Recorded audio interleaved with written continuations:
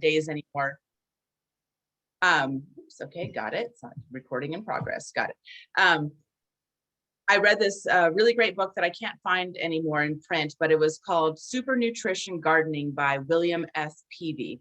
And this is where it broke down the nutritional values of plants from, 60 years ago, 70 years ago, and nutritional values that we're getting today. So that same tomato that you might have bought in the store, back in the 50s and 60s had a much higher nutritional content than the one that we're buying today. Part of that also has to do with not only have we industrialized agriculture as far as throwing chemicals at the soil and the plants in order to force them into growing, but we have also developed and hybridized all of our food, not for nutritional content mostly. There are some innovations in the world of plant breeding that have more recently begun to focus on nutritional values, but more so for consistency, time of ripening, shelf life, ability to travel long distances, size and weight, because a lot of times, farmers are being paid by the weight that they're getting out of it, productivity, sugar content, carbohydrate content, protein content, but not really nutrition in and of itself, not for the vitamins and minerals that a lot of us are probably not getting enough out of our food alone, unless you're growing most of your own food or you're very consistent about buying things that are sustainable and organic. So full circle, longest introduction ever. I decided that what I wanted to do with my nice shirt down there, what I wanted to do with my nutrition degree was to go back to the soil and learn how to grow food. There's a fantastic quote out there. Oh my gosh, I'm going to blank out on his name. He's the guy who wrote The Carnivore's Dilemma. Shoot, what's his name? Oh, it'll come back. But anyway, it's a great quote. And the quote is, eat food, not too much, mostly plants. Or eat real food, not too much, mostly plants. And that's really true, is that about what breaking that down, when we're saying eat food, we're talking about real food. We're not talking about processed food or food that was grown on nutritionally empty soils. We want nutritionally dense food. We don't want to eat too much of it, because too much of it leads to other health issues. And then we want to eat mostly plants. That's not saying that everybody needs to go and be 100% vegan, but we want to definitely focus a lot of our calorie intake on plant-based foods. So I have a degree in nutrition. I started farming at the ripe age of 22. I became a master gardener in Arizona, which is where I was living at the time. I started studying holistic agriculture through a group called Acres USA. And that was really another mind-blowing experience. And this is where I met Dr. Elaine Ingham, and she was a professor from Oregon State University who was really doing groundbreaking work in the whole idea of the soil food web. And I promise you that this all relates back eventually to how you garden without pesticides. So understanding the soil and the life in the soil and the interconnectedness of who is doing the heavy lifting in your soil for the plant's nutritional uptake, but also for controlling pests and disease. When you take away the natural aspects of a garden and you take away the diversity of how things are grown, and you kill off all the things that you think are bad, then you end up killing off a lot of the things that are also good, and you throw the balance out of whack. And so then you're constantly chasing that balance. So you have a fungal problem, so you throw down a fungicide. Well, then you just killed beneficial fungus that were actually eating the bacteria, and then some of the fungus that were actually eating the nematodes and the things that are causing other root problems. And then the bacteria are out of balance, and you don't have nutrient cycling happening, which causes the plant to be stressed. And then the plant sends out stress signals, which calls out for the aphids. And then you all of a sudden have this absolute chaotic mess that could have been prevented by looking at your garden, your landscape, whatever, as a holistic part of a multi-branched puzzle that you're trying to understand instead of just react to. And so that's what I love about organic gardening. I don't find organic gardening to be as hippie-esque as it kind of has the tendency to have a reputation for. It is more of a an understanding, scientifically speaking, of how do we garden with nature instead of having it be a power struggle with nature. So there we go. I moved up to Idaho in the early 2000s, and I started an organic lawn care company with my husband, and we then transitioned that into this into what is now North End Organic Nursery, and then we have been doing that ever since, or I've been doing that ever since. And so it's a ton of fun because I get to learn so much. I became a master gardener here in Idaho as well, but and I don't have a horticulture degree. Almost everybody that works for me does, but I do not. But I have learned so much just from getting a chance to interact with everybody and answer questions and look things up and have experiments, and it's a ton of fun. Okay. Any questions up to this point? Lindsay, I have a couple comments. Yes. We have people from Coeur d'Alene, Chalice, Nampa, and probably Caldwell also. I don't know about any of the others, but those are people who put it in there. And Michael Pullen is the That's one it. Your quote. Yep. I forgot where he quoted that, but it's spot on. I mean, that's what guides my nutritional choices on a daily basis. Eat real food, not too much, mostly plants. Diet for the new age. Okay. Any other comments or questions before I move on, Debbie? Nope. Okay, cool. We just got another one. I don't know what it is. Oh, Pocatello. We've got Pocatello. Hi, Pocatello. Hey, it's so fun. We're all coming in from all different corners of the state. This is cool. Right. So this is a very true statement that you hear a lot when it comes to non-organic pesticides, but I want to clarify that this isn't just narrowly applicable to non-organic pesticides. Pesticides don't know when to stop killing. So it's kind of like, anybody ever take antibiotics? I'm sure we all have had antibiotics, handful to dozens of times in our life in this day and age. And once you are on a schedule of antibiotics, it gets rid of whatever the infection is, hopefully, that you're trying to get rid of, but it also does a number on your beneficial gut flora.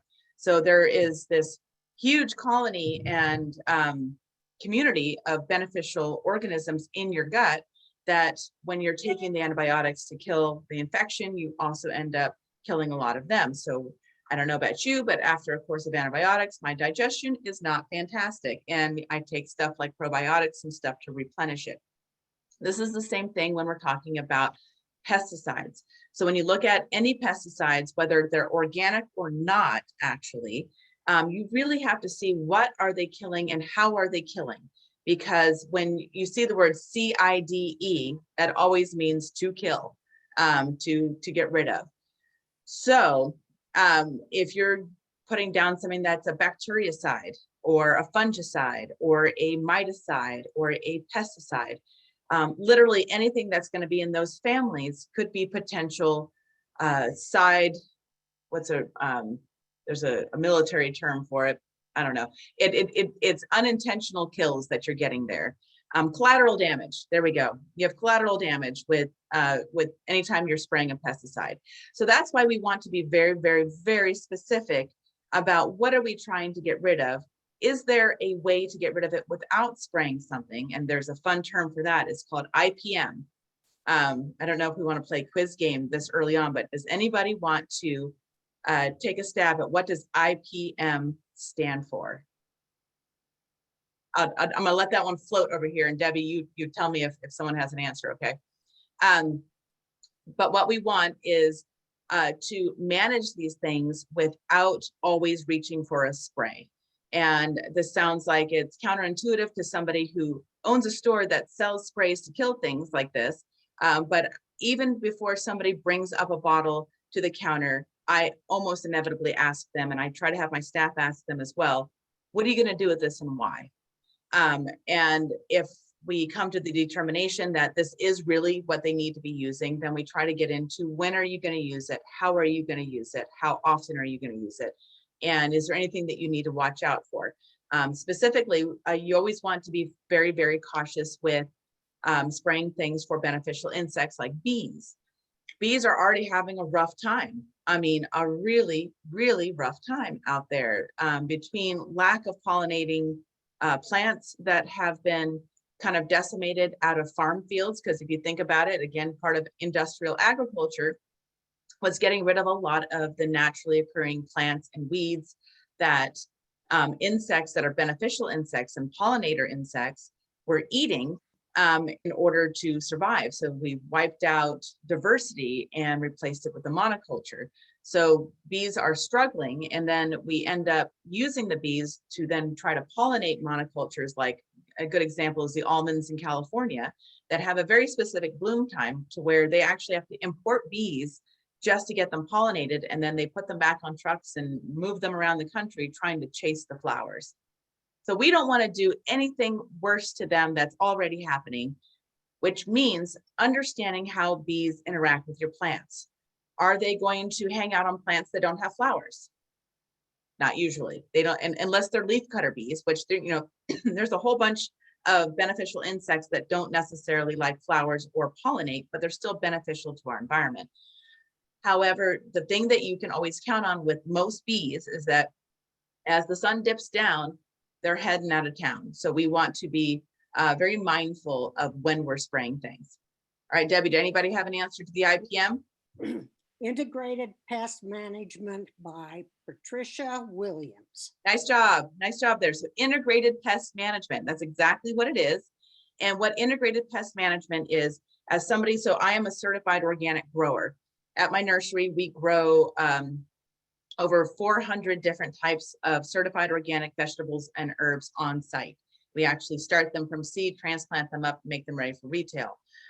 As part of my certification, I have to demonstrate that I follow IPM, even organic IPM, so that when I see a problem in my greenhouses or in my plants, I take steps to do the least impactful solution before I step it up and step it up and step it up. So for instance, I have aphids show up in my greenhouse, which happens. First thing I might do is release ladybugs. Ladybugs go in there, they're absolutely zero impact in a negative sense. They go in there, they try to eat up as many aphids as possible. For whatever reason, the ladybugs are on strike. They don't want to work out. The next thing I might try to do is do some trapping. So I can set up like yellow sticky traps for the flying aphids. I can go through and do a soap spray at the right time of day and try to suffocate some of the aphids. If that doesn't work, then I might go one step higher and do something that actually has the word CIDE in it. So a pesticide. The pesticide of choice we often end up using is a neem-based pesticide called Azisol or Azamax or Neemax or anything that has neem in it. Neem is an extract from the neem tree from India, and in its whole oil-based form, it's actually a miticide, fungicide, and insecticide. It tends to have very little residual. It breaks down fairly quickly. So that's another thing that I'm looking for, is something that's not going to linger around. So I can spray it on the insect that I'm trying to get rid of. But later on in the day, if a beneficial comes and hangs out on that same plant and takes a nibble out of that plant or eats that insect that I just, sprayed, will it hurt that beneficial? And with neem, the answer is usually no. It breaks down very quickly in sunlight with water. So it is something that doesn't have a long life expectancy. That is one of the downsides, I would say, to some organic controls as well, is that you don't always get the long-term impact, something that you spray once and you can just walk away because it's going to hang out on that plant for the next 2 weeks. Sometimes with organics, you have to be more diligent and mindful, but that's because we're trying to be more cautious and responsible as well. Lindsay, you have a question. Yes. Where is the best place to get ladybugs? Right now, nowhere. There's shortages of ladybugs. We should have some coming in ourselves. I'm hoping by the middle to end of this month. Now, ladybugs don't like the cold, so putting them out right now is probably going to make them just kind of hunker down and not do much of anything anyway. But depending on where you are in the state, I know several different garden centers will be carrying ladybugs throughout the season. So you can visit your local garden center. Obviously I like to support local wherever possible. So if you're up in Coeur d'Alene, I know they have some great, garden centers there as well. So just visit your local garden center. I know we have it, D&B probably usually carries some if you're here in Boise and aren't near us or something like that. Any other questions? No, they were just asking about where in Coeur d'Alene can you find ladybugs, and you answered it already. Oh, good. Hey. Hey, Okay. So an ounce of prevention. So pesticide-free gardening works on the principle of prevention rather than a cure. What we're trying to do is maintain a healthy, active soil with plenty of nutrients using compost and manures. Crop rotation is helpful because you're disrupting kind of the rhythm of bad insects. So if you have an insect problem and in one particular part of your garden, and at the end of that season, you pull out whatever was there, a lot of those insects might have burrowed down into the soil right below where the problem was in the first place. And so moving that particular target crop away from where you were growing it before is a good idea in that particular situation. Crop rotation also helps to prevent diseases from building up in soil. So where you vary where you plant your vegetables year to year. There's actually, I'm going to be contradictory just a little bit here. There's benefits to crop rotation and there are benefits to not crop rotating. I am more a fan of interplanting and diversifying all your beds and not putting just tomatoes here and just eggplant here and just zucchini here. If you interplant from day one and you have nasturtiums and zucchini, and then nearby you have onions and garlic and tomatoes and stuff, you're creating an environment that is not going to concentrate that target pest or disease, because what better place for a particular pest or disease to go to than a buffet? If you have a pest that really loves tomatoes and you just have row after row of tomatoes, it's just like, come on, friends, let's go. We don't even have to move. We can be lazy and just kind of crawl between plants.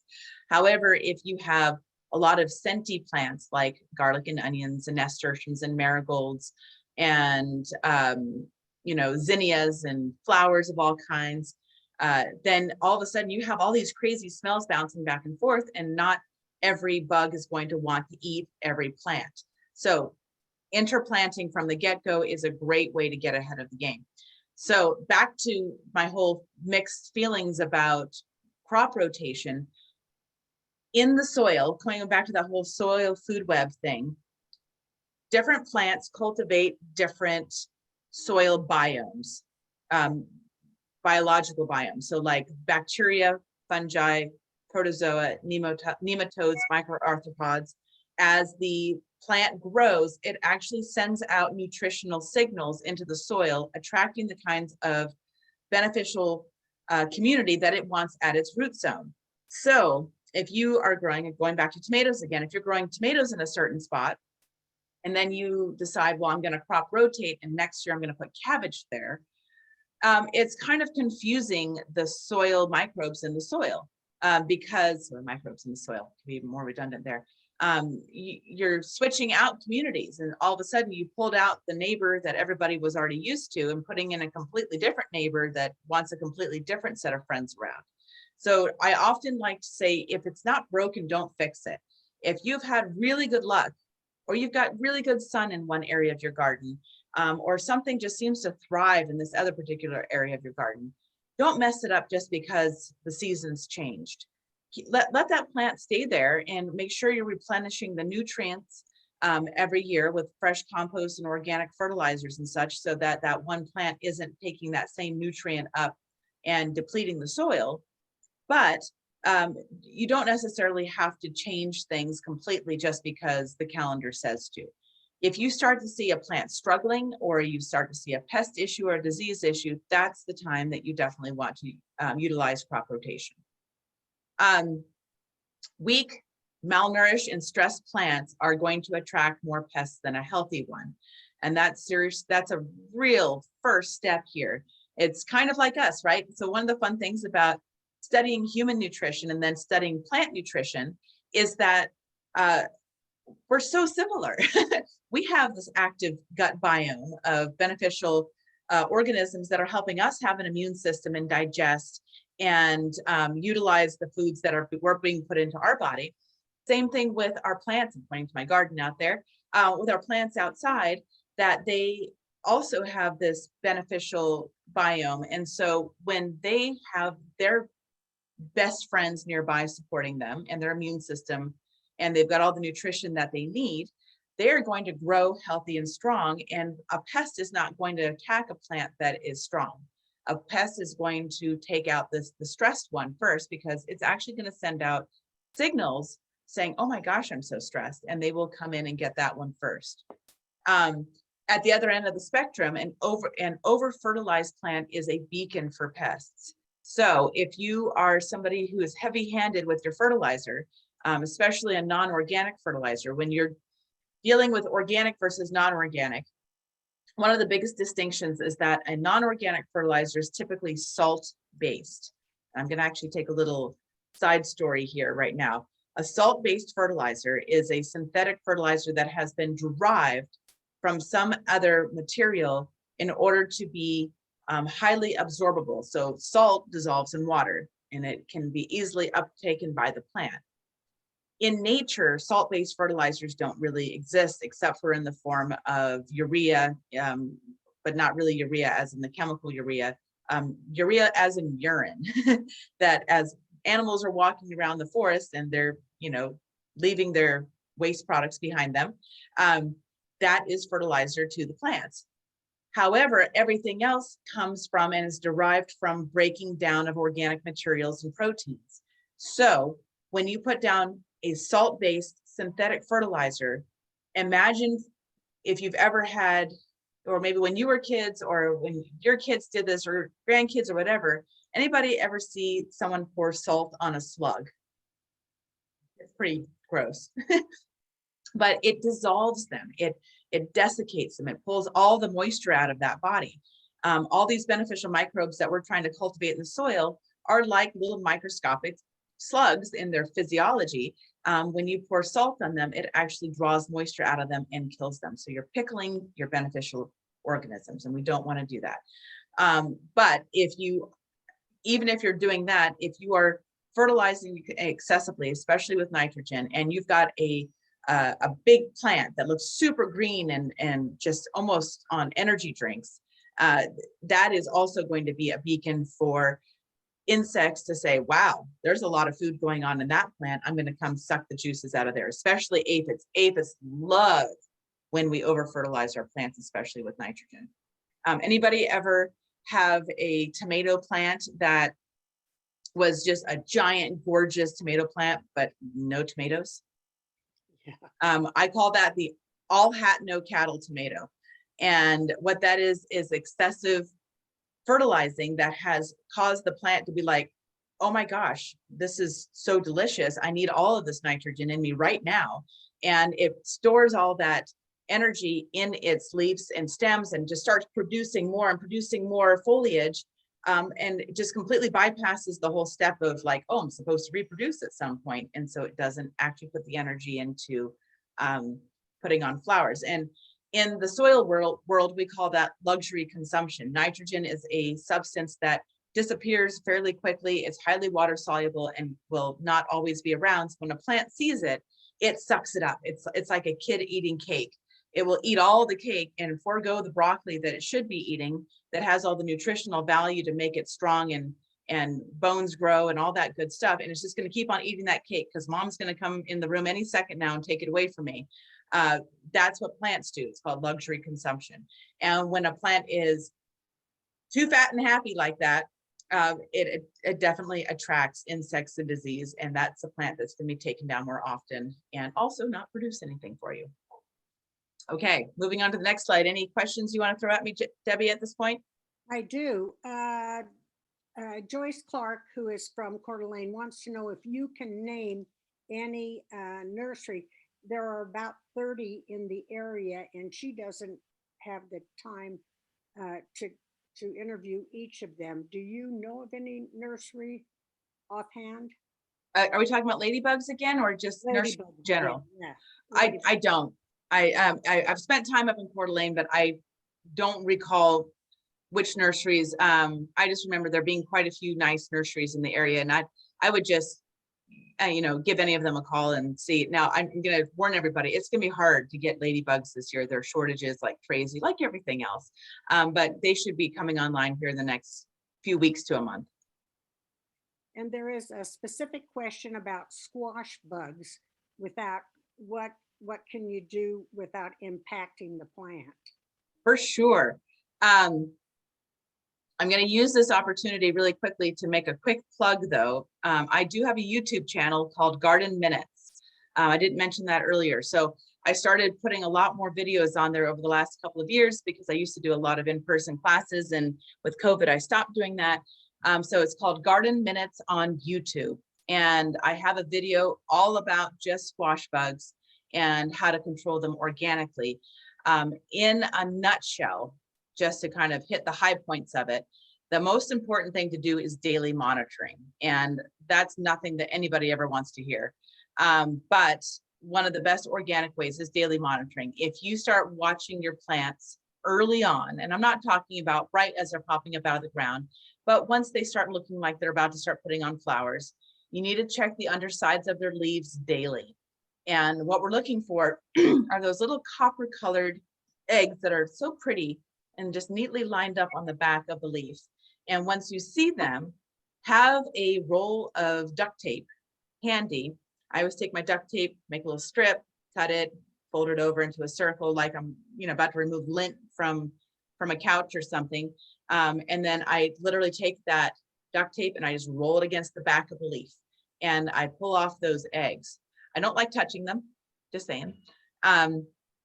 So rolling off those eggs is step one. If you do that daily, there shouldn't be a step two. But if there is a step two and you start to see any what we call nymphs, they're the little gray baby teenager aged versions of squash bugs. They are small and there's usually lots of them and they're just everywhere. This is when I'd like to reach for a product called Diatomaceous Earth.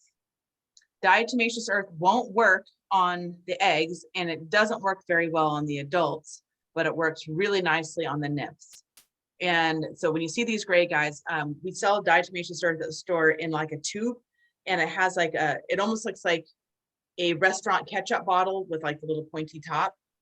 And what's nice about that is that you take it and you just kind of squeeze it. It's like a squeeze bottle and it dusts it underneath the leaves. You can also just take some of it and throw it up there. You can put some around the base of the plant. The downside with Diatomaceous Earth is that it can't get wet and still be effective. So this is something that needs to be done on a regular basis, especially if you have overhead watering.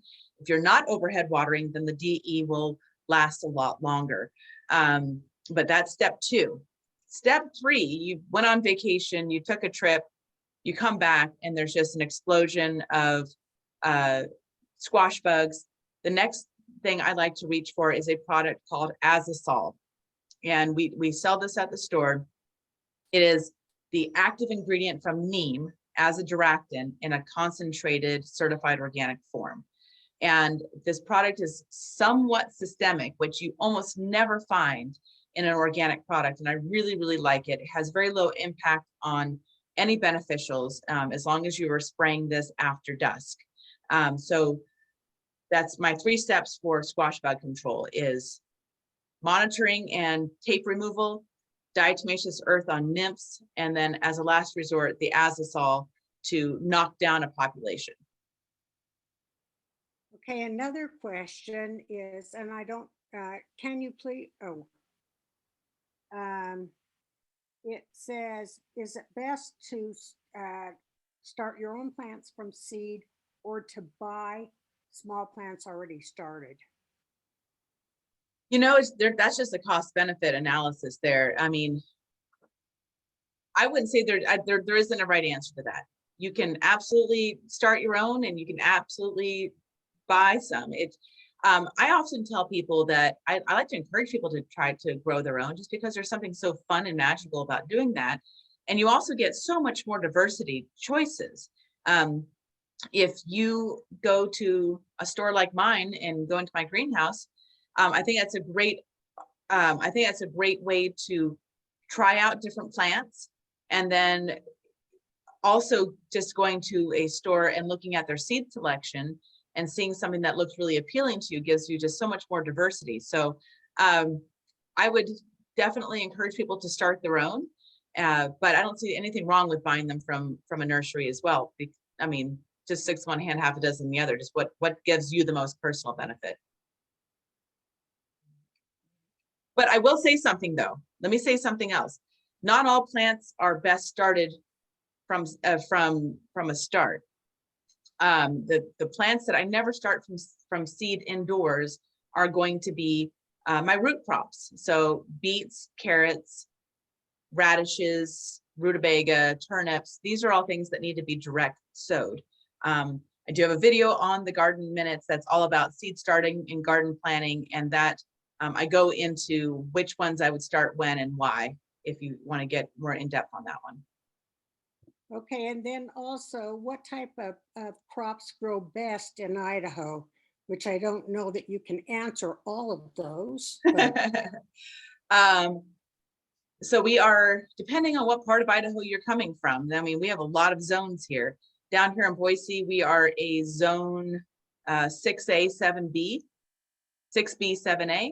Which way does that go? 6B, 7A. So we're kind of between a 6 and a 7, which generally means that and honestly, that's only relevant for perennials. Our growing season is fairly nice. We have, in my opinion, we have 3 growing seasons. It's a hot sandwich.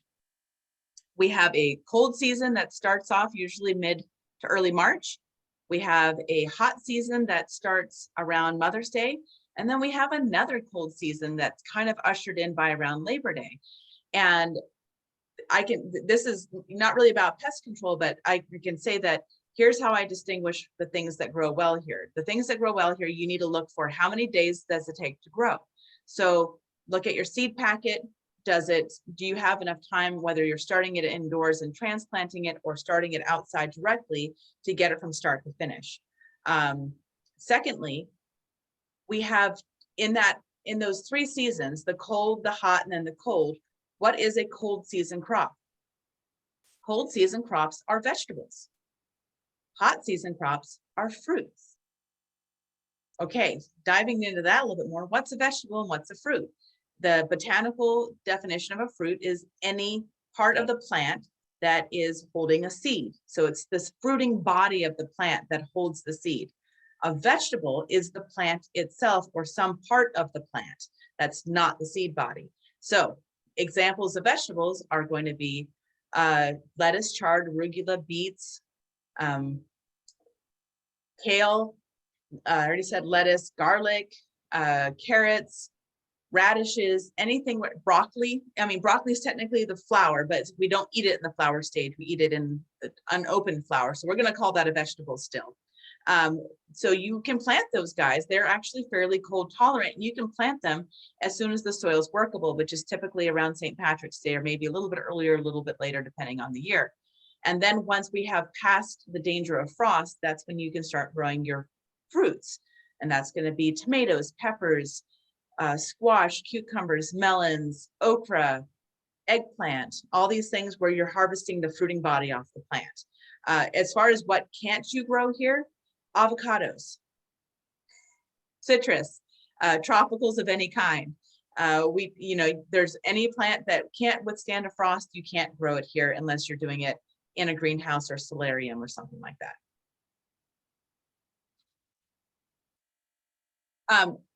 Debbie, do you want me to kind of keep on just going through the presentation, and then at the very end, we can maybe pick up some of the more general gardening questions, and we'll just stick to some of the questions that are like, just so I don't get too in the weeds. Right.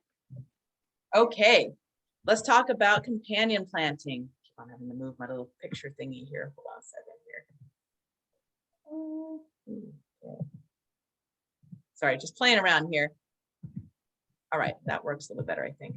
Okay, companion planting. Companion planting is the act of growing plants that like each other together and avoiding plants that don't like each other together. In a nutshell, there's a lot of plants out there that really kind of support one another. The classic example is what we call the Three Sisters Garden. The Native Americans discovered that when corn, beans, and squash all grew together, all three of them did better. And the reason for this is because beans naturally have the ability to generate their own nitrogen in the soil. They can literally take atmospheric nitrogen through these little rhizobacteria nodules that they produce and suck nitrogen out of the air and fix it into the soil. Corn eats a lot of nitrogen. It needs a lot of nitrogen. Anything that's big and green, grasses of any kind, needs a lot of nitrogen.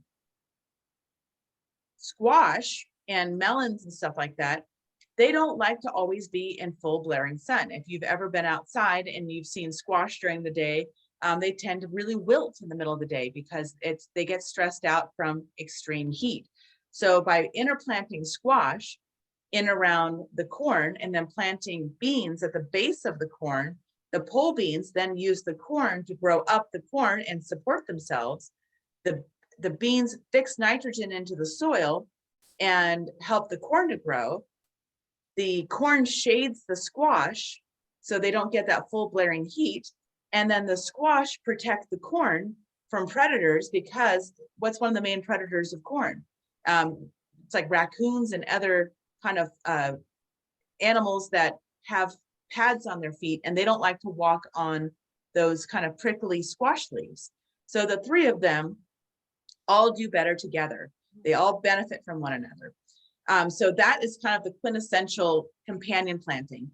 Other companion planting things, going back to the squash bug question, have to do with things that may repel certain insects. So I love planting radishes and nasturtiums with my squash, because nasturtiums tend to repel squash bugs, so do radishes. On the opposite end of the spectrum, like I have here on the slide, raspberries and potatoes actually host some of the similar pests. So the last thing you want to do is plant raspberries and potatoes together. That is really antagonistic, because you're putting two plants together that are going to attract the same enemy. So we don't want to do that. Companion planting uses the knowledge of natural plant partnerships, as well as understanding adversarial relationships to plan out garden space. This is a complete other class. I'm not going to go that much into it, but I really do encourage you guys to go online and just Google companion planting guide. And you'll find a lot of good stuff out there. Some of it is science-based, some of it is anecdotal, but there are some general understandings, especially if you kind of hit multiple sites and people's lists, you're going to see a lot of consistency. There's a great book out there actually also called Carrots Love Tomatoes. And that's like the quintessential companion planting guide. You can go in there and gives you lots of good charts and stuff about what to plant together. But a great way to use nature and nature's natural relationships to help your plants get along and help, prevent the use of pesticides when you don't need to. Your garden is an exclusive hangout. And again, when you think about, let's talk about us growing in Idaho and things that grow well in Idaho. Has anybody ever taken a walk in the foothills or in the mountains and just stumbled across a huge patch of tomatoes and peppers and cucumbers just kind of randomly growing in the wild? We haven't, because everything that we're growing here is actually somewhat semi-tropical. For the most part, not everything, but a lot of the things that we're growing here in Idaho are not native to Idaho. And when we take all those delicious, hybridized, plant-selected, plant bred for high sugar content and high not nutrient content, but high sugar content and a lot of nitrogen and delicious things that insects love. And then we throw them all into a concentrated space called the backyard garden. And we're basically opening up the doors to the hottest club in town for all these insects. And they look at your garden as being the place where they can just basically set up shop and hang out there. So one of the best things you can do is to say, I know you really like my space here, but you know, this is a private home, not a club, and we want to kind of shut the gates. All those complicated analogies have everything to do with the fact that the first and best thing you sometimes can do is create a physical barrier. Using inexpensive and reusable barriers like floating row cover can keep out the riffraff. And as these pictures are showing, and it serves double duty, and probably this is next to companion planting and diversity. This is my favorite recommendation for keeping insects off your plants. This particular material is made out of like a spun poly, I forget the exact name of the material, but it's a spun poly of some kind. Air gets through there, water gets through there. They're nice and easy to remove. I have a video on, it's called Spring Gardening Plant and Protect, I think it's called. And I go over how to set up floating row covers. You don't need to have hoops. Some people like hoops, some people don't like hoops. They're not mandatory. They call them floating row covers because they are lightweight enough to float and be on top of your garden beds without squashing anything. Now, if you get a massive hailstorm and just tons of ice falls on top of it, that might be an issue, but I would say 90% of the time, hoops are completely redundant. You don't need them. The plant will push up your floating row cover and actually helps to make them a little bit stronger. But by putting on floating row cover, you keep out some of spring's worst enemies. One of the ones that gets everybody, it seems like, is called leaf miner, M-I-N-E-R, leaf miner. It is a flying insect that lands on the leaves of most specifically spinach, chard, and beets. It does get other plants, but mostly it targets those three plants. And it lays its eggs on the underside of the plant, and they're little white eggs that you see on the back of them. And after those eggs hatch, they burrow into the leaf, and that's when you start to see what almost looks like translucent bubbles in the leaf surface, is because these leaf miners have burrowed into there and they're eating the plant leaf from the inside out. They're not going after the surface parts, they're going after the inside succulent parts. If you have floating row cover, there's no entry point. Literally, they can't fly in and land on a plant if it's covered up. Same thing with cabbage looper. Cabbage looper is going to go after anything in the cruciferous family.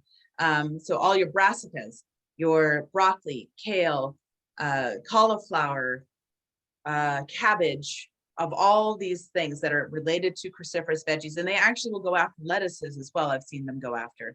So these also fly in. It's funny, way back when I first started gardening, which was, 25 years, 30 years ago at this point. I remember I was gardening with my dad after I got out of college, and I was learning so much at that time.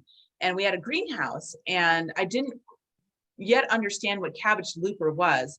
And we saw all these beautiful little white mothy butterfly things just kind of flitting around the greenhouse. We're like, this is so cool. Look how pretty they are. Until I saw one of them land. And then I literally saw it lay eggs, which was kind of cool. But, and then watched it and looked it up. And this was pre-internet being the answer to everything. And I looked it up and I was like, oh my gosh, that's where all the holes in all my plants are coming from. It's because of these cute little butterflies. So unfortunately, this is the hard thing too with organic gardening, is that just because an insect is attacking your particular plant, it doesn't mean that it doesn't have some benefit elsewhere in the world. All animals and plants and everything were created for a reason, right? Nothing's in a vacuum, but cabbage looper is particularly destructive on your cruciferous veggies. So putting floating row cover keeps them out. Keeps out a whole bunch of other ones, your grasshoppers, anything that can hop or fly in, floating row cover takes care of. Any questions on floating row cover specifically, or that How general. long do you leave them on? Great question. Turn up my volume here just a little bit. I leave mine on. I'm going to do something funny here. Let's see if it works. You can see right up there.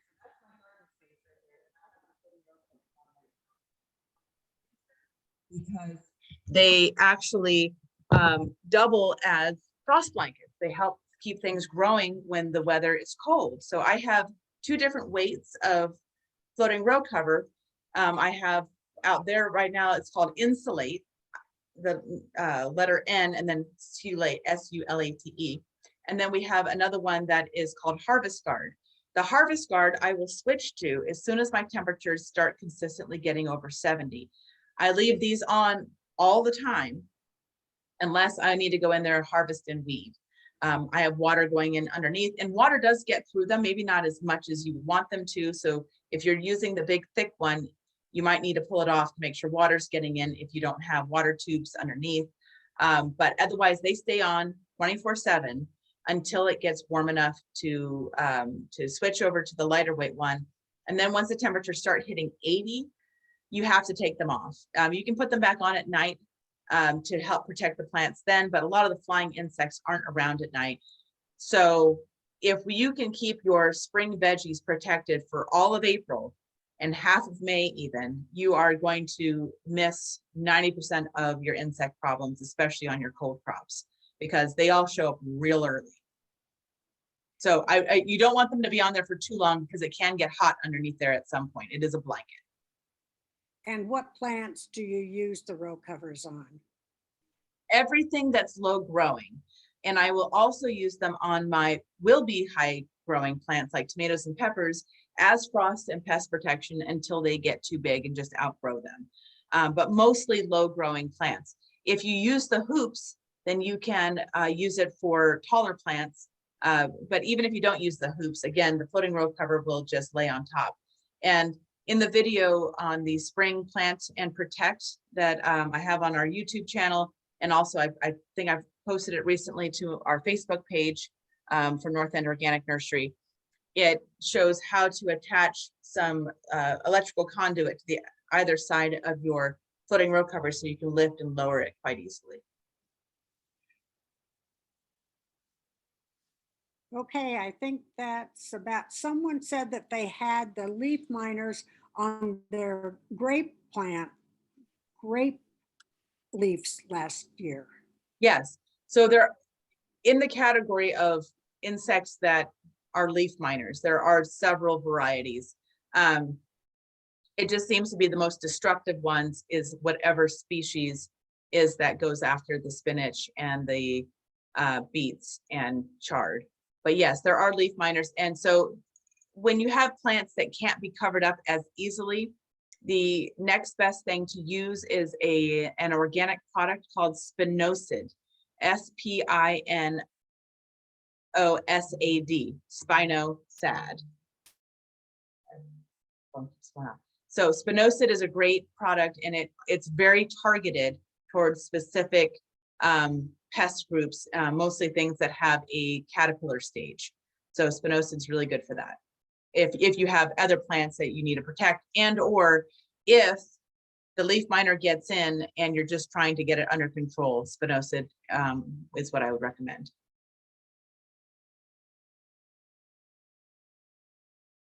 Anything else, Debbie, or should I move on? Oh, you're muted. I am muted because my grass cutters are back and I can't run out to tell them not. No worries. I can't hear anything. All right. Okay. So next slide. You have friends in low and high places. Anybody, any Garth Brooks fans out there? So if you plant a diverse garden rich in pollinator-friendly plants and herbs, it welcomes in the allies. You want to avoid monocultures whenever possible.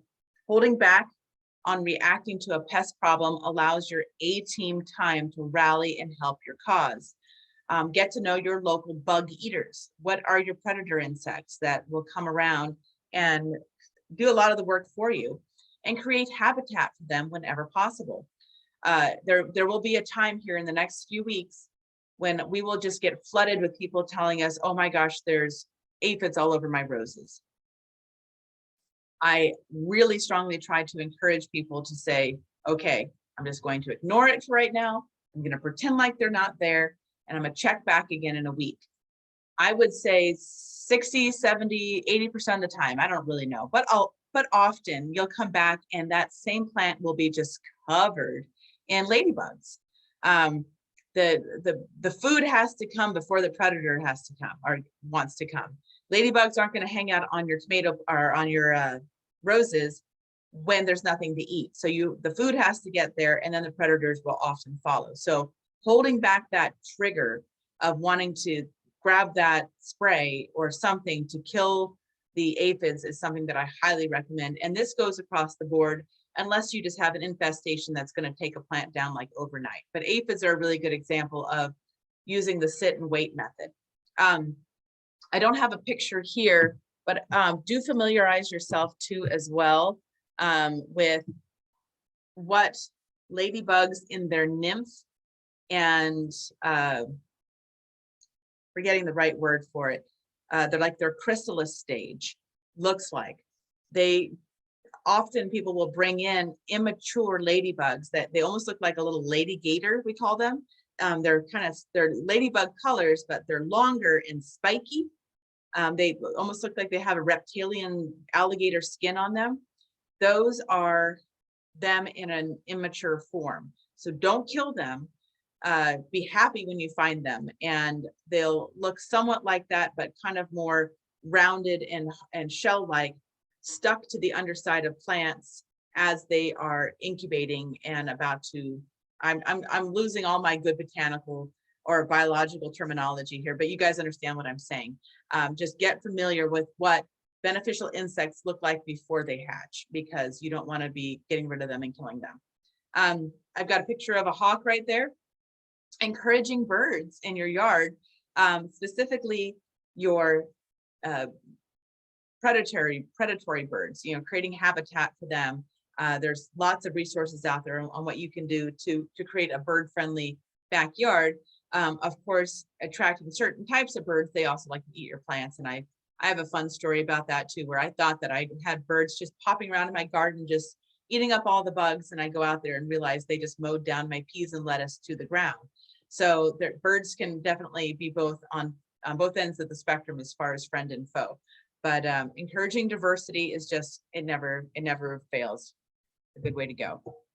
Let's talk a bit about biologicals here. So biologicals are using good bugs to fight bad bugs, or it's using life to fight life. These are not sides. No CIDE here. There are using it's reintroducing basically diversity and good things when you see a problem. So examples of biologicals are beneficial nematodes. These are we see the blue box there. They come in all kinds of different shapes and sizes as far as the packaging goes. But these little beneficial nematodes will actually go in the soil and parasitize things like black vine weevil. If anybody has lilacs, black vine weevil is a massive problem. You get all those little cutouts around the leaves, and they go after several other different types of plants. But putting down beneficial nematodes when the soil is warmer than 50, you don't want to do it too early, really helps to parasitize the black vine weevil in the soil. This is also really good for other insect pests like codling moth that like to live in the soil around fruit trees like apples. Codling moth is responsible for apple worms here in Idaho. And so there's a whole nother video on just codling moth control on the Garden Minutes page. So if you want to go tap into that, that's another resource. But beneficial nematodes are a great way to control them in the soil. You can use beneficial nematodes for several other types of soil dwelling organisms, including if you have grubs in your lawn. One of the best things to do is beneficial nematodes. Don't throw down a poison, throw down a predator that will take care of the problem and stick around to take care of future problems while not killing your target, your good guys in the soil at the same time. Bacillus thuringiensis is also known as BT. BT is something that has been long time sprayed for different types of worms and caterpillars and stuff. It is perfectly good option for a very specific spectrum of insects that are eating our plants. So definitely look into that. This is a fun one to say, Bacillus amyloquefficens. I've been practicing. And this one is a really fun one that you find in that product I have on the screen there called Monterey Disease Control. And what this is a bacteria that eats fungus. And so I love using this product for fungal problems. So instead of spraying a fungicide, I'm spraying a fungus eater. And it worked really well for powdery mildew for me on my squash plants and grape plants. We also put it on fruit trees to help prevent the peach leaf curl and other fungal spot diseases that sometimes happen that you can get on anything that's in the stone fruit family. Fungus problems in general. You introduce this onto the plant and it goes and attacks the fungus from a biological level. Bacillus Subtilis is another fungal eater. I've been liking the amyloquefficens just a little bit better. I feel like it's more broad spectrum when it comes to the different types of plants, but Bacillus Subtilis is really good for trees, I've found. You can use beneficial insects like lady beetles, praying mantis, lacewings, and more. Any questions on this section? Okay. So mom always said nothing good ever happens after midnight. So if you're not sure what's eating your plants, you might want to recruit your trusty flashlight to aid in the search. So a lot of your bad guys are going to come out after all the good guys go to sleep, which is another good reason to do your spraying in the evening if you're going to spray anything, because often your beneficial insects will bed down for the night and get out of the way. And that's when you have a much higher chance of interacting with some of the bad guys. So, and I always hate saying bad guys. They're just animals trying to make a living, but make a living someplace else, not my garden. So in this picture here, I'm showing snails, which, you know, slug is just a snail without a shell, and earwigs. Oh, earwigs. Earwigs have some benefits, believe it or not. They are shredder decomposers. We don't hate earwigs at their very core. However, they can cause a ton of damage. And we feel like we've seen earwigs jump up the list of insects that cause the most damage in the Treasure Valley year after year. So they are definitely a problem. The product that I use for both of these is called Sluggo Plus, and it has to be the plus, Sluggo Plus. And you can get other brands. Sluggo is just the Monterey version of it that I've been using for years. It has 2 active ingredients in it, iron phosphate and spinosad.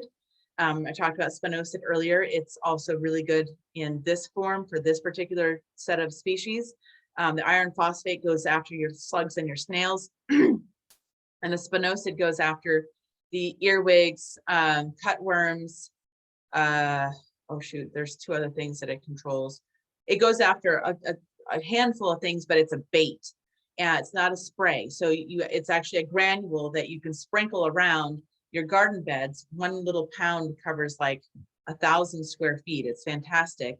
And it can get wet and still be effective, and it's a bait. So you're not going to be spraying anything. You're just waiting for the target species to come eat the bait, and then it kills them. So one of my probably, you know, that's one of the products that I always reach for and don't even think about IPM first, because it's so targeted and so low impact, except for against the things that we're trying to get. So I love Sluggo Plus for that reason. Lindsay, can beneficial nematodes for weeds be used where dogs are walking around? For which one? And beneficial nematodes Oh, for yeah. weeds. So it doesn't injure the dogs? No, it's completely benign. The only thing it does is it goes in the soil and it targets the organisms in the soil. No problem at all. That's it. That's Okay, all cool. questions for this time. Okay, so when a control is needed, make sure you know what you're controlling, where it lives, when is it eating, what is it eating. Always choose something that's labeled as organic. And we kind of touched on this earlier, but why is something that's labeled organic important? There is a slew of standards that it has to pass in order to be called certified organic. OMRI is OMRI. You'll see that as a OMRI certified product or a NOP, which means National Organic Program. But anyway, it has to pass a whole bunch of benchmarks to be called organic, and meaning that it will have a much lower impact and low residual than something that is not organic. A lot of organic products are non-organic products are going to have a long decomposition time. So that means that even after you're done getting the effectiveness out of them that you're looking for, they're still going to have a lot of residue that can cause problems for beneficials later on. Also, you really don't want to be consuming these products yourself. So if you're spraying your plants, you're going to be eating them eventually too. And a lot of them are neurotoxins. And if you're just trying to control something on, your lawn or whatever, I still wouldn't reach them because it's getting into our groundwater and they just don't break down as well. And this goes the same for herbicides like 2,4-D and amylochloropids. I'm not saying it right. There's a bunch of herbicides out there that just don't break down nearly as fast as they advertise on sometimes, honestly. So try to reach for things that are called organic.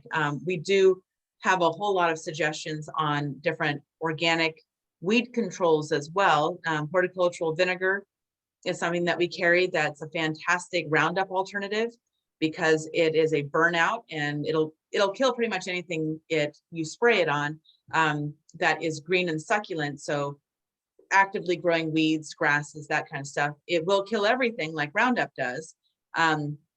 So if you're looking for something that will not kill everything, but you just want to kill like broadleaf weeds in your lawn, we have an iron-based product called Natria that it uses a concentrated form of iron to basically cause iron toxicity in broadleaf weeds, but not harm the grass. So there are plenty of opportunities to make one-for-one switches and use organic products that are still effective.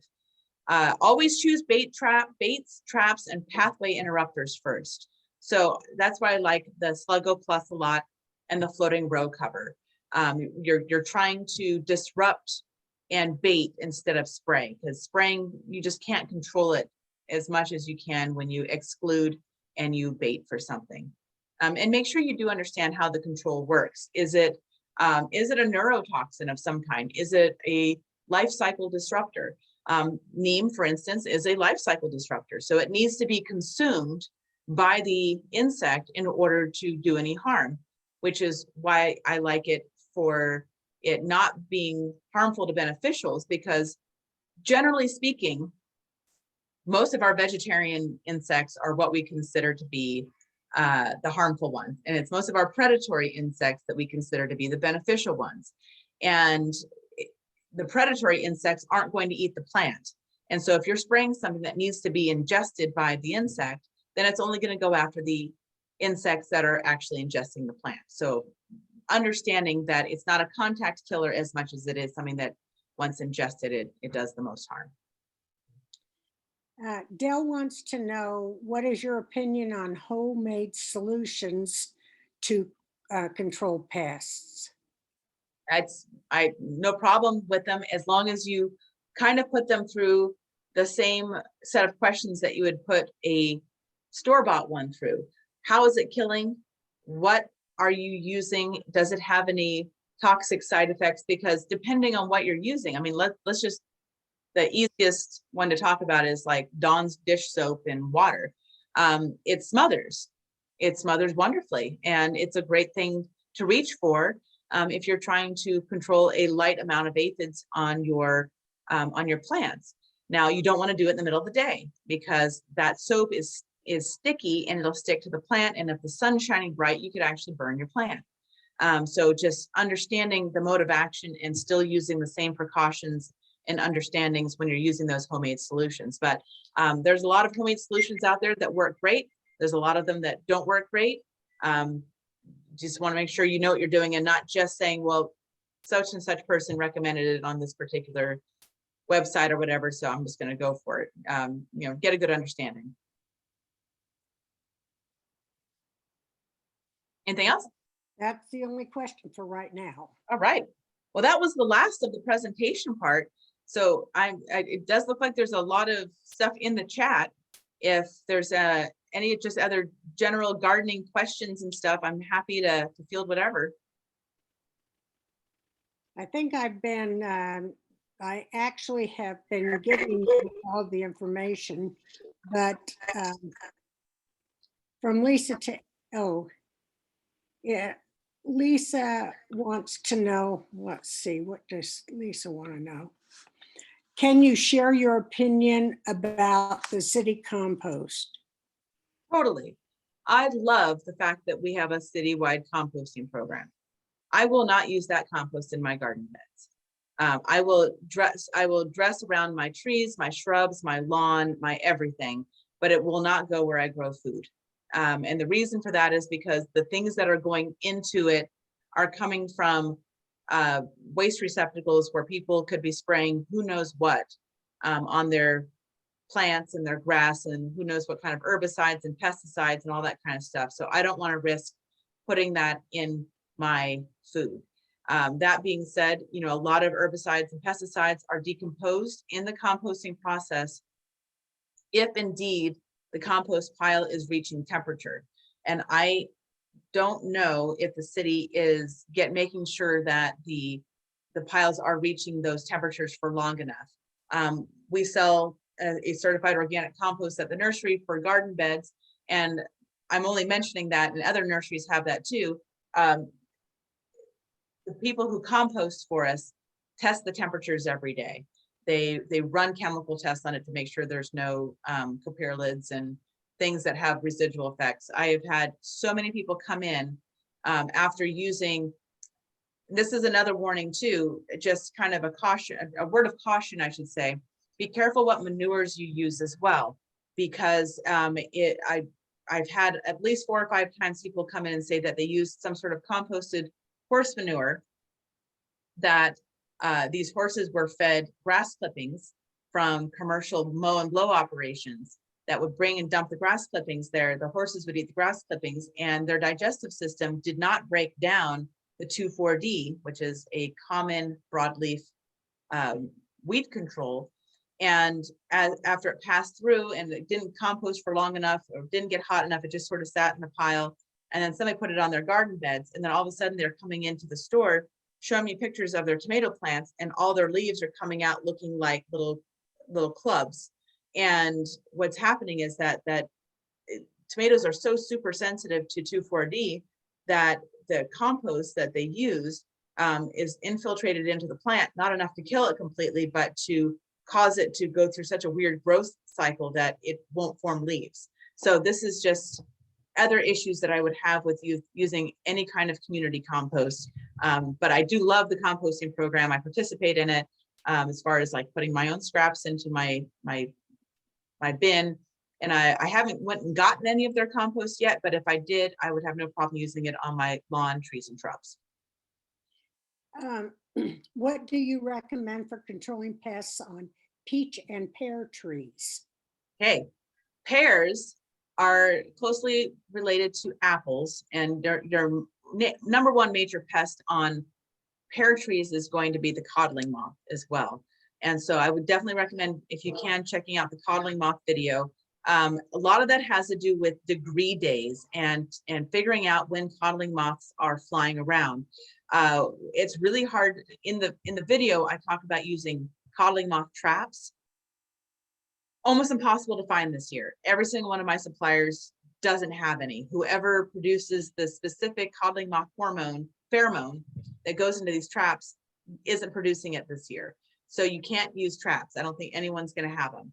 But what we are going to be doing, though, is publicizing in cooperation with the Ada and Canyon County Extension offices when we've had enough days, and they are going to be monitoring as well for the codling moth to emerge. And then once that codling moth emerges, what we recommend doing is spraying your tree with spinosad once. You wait a week, spray it a second time, wait a week, spray it a third time, then you wait. And then we'll make the announcement again through our social media and newsletters and stuff, or you can get a hold of either one of these extension services yourself and wait for them to find the next hatch. And then when the next hatch comes, you spray it with spinosad once, twice, a third time, each a week apart. We can have 4 to 5 hatches a year. So much fun. But that's really the only way to do it. You can also wrap each pear and each apple in what's like, we call little, they're fruit socks. They're like little nylons that go around each one of them. People will wrap paper bags around them, because if the codling moth can't access the fruit, it can't lay its eggs and it doesn't become the problem. Okay, on to, what was it, peach? Were they saying? Peach and pear trees. Peach and pear. So peach trees, the major issue you have with peach trees and anything in the stone fruit family, so in the prunus family, if you're into Latin, is going to be a insect called peach tree borer. And that is something you want to look for right now. You want to go out to all your peach trees in the first 18 inches from the ground, 18 inches to 2 feet. You're going to look for holes and other like burrowed in areas on your peach tree bark. And that is where peach tree borer enters the tree. And this is the #1 thing that we find takes down anything in the stone fruit family. So this will affect peaches, nectarines, apricots, plums, cherries. And then once you find those holes, you 2 things that I would recommend doing. If you have a sharp implement like an ice pick or a ice pick might be too thick actually, metal clothes hanger or something like that, you actually can stick them into the holes as you find them, and it impales the borer in there, and then come back and spray spinosad again into the holes and really coat it. That's one of the best things you can do. Also using the beneficial nematodes, which are not in stock, at least for us just yet, but they will be soon. Spraying that around the soil area is really helpful for peach tree borer as well. Okay, and then I'm sorry, one more thing I forgot to say. Right now, if your trees have not bloomed yet, this is the time also to spray dormant oil. Dormant oil is a oil that you spray up and down the tree that suffocates insects that are overwintering in the bark. If your tree has begun to push blooms, like I'm looking at my peach right now, it's pushing some blooms. You can still spray it on the trunk, just don't hit the blooms themselves, because the oil could do some tissue damage. You don't want that to happen. If your tree hasn't bloomed yet, then do the whole tree with the dormant oil. Right as the tree is starting to push blooms, now is the time. Again, looking at my own tree out here is my own little canary in the coal mine. Now is the time to spray something like a copper spray, or for fungus, or that Monterey disease control. And that is to prevent the peach leaf curl from happening, which can happen to all stone fruits. So spraying it right as leaves are emerging is the time to do it. Okay, how often do you water cold or hot plants? And do you prefer a water spray or a drip method? Are you talking about like if we're talking about overhead watering versus a drip, I would definitely say drip. If we're talking about hand watering is awesome. If we all had time to hand water, I think our plants would be the happiest, because that would allow us to determine, does my plant need water or not?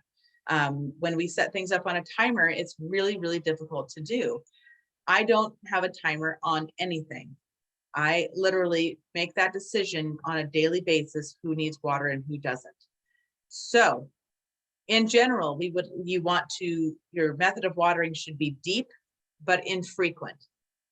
Frequent watering that's shallow is not good. We want our soils to dry out enough in between waterings to make sure that we are not oversaturating the soil. And we also want to make sure that when we do water, it's enough that it goes down deep. This actually helps to save water as well, because this is an applicable statement for your lawn. When you water, deeply, but not too often, it actually draws your roots downward. So they're reaching for water in the cooler, wetter parts of your soil. Instead of, if you water them daily, then they're just lazy and they're going to stay at the surface. Not only do they stay at the surface because they're lazy, but if you're watering so often that your ground's always wet, then it's just too anaerobic or lacking in oxygen down deep for them to live. So they have to stay near the surface. There is no formula for how often to water cold crops or hot crops, because if the cooler the temperatures, the less evapotranspiration is happening. Hot temperatures, I'm watering every day. If it's 100 degrees, I'm watering every day to every other day. I'm still going out and looking at it every day though, and making sure that I'm not overwatering. But it's really hard to overwater when it's that hot, when it's over 100 degrees. Right now, I turned my water on the other day for the first time because it's been rather dry. And I have my sprinklers right now set up for once a week, and for my lawn, and then also once a week for my beds, just to kind of make sure that things don't get overly dry, but they're not going to dry out very quickly right now. So I wish I had a better answer. My answer is water when things need water. And the only way you're going to determine that is with the only water sensor that I really ever use. Stick your finger in the soil. If it is dry up to your to your second knuckle, then water. Oh my goodness. Well, Lindsay, you've got some kudos in the chat box. Are there any other questions for Lindsay? Lindsay, I've got to tell you again, this is only my second time that I've listened to you, and each time it has been extraordinary. Thank you so very much. And for all the participants, sign up for more classes. There's a gentle yoga tomorrow, and then there's a bicycle safety coming up again this week. So there are plenty of classes left that you can sign up for. Thanks for having me. I appreciate it. It's been a lot of fun. Oh, thank you very much. You take care. You as well. Thank you. And thank you everyone for attending.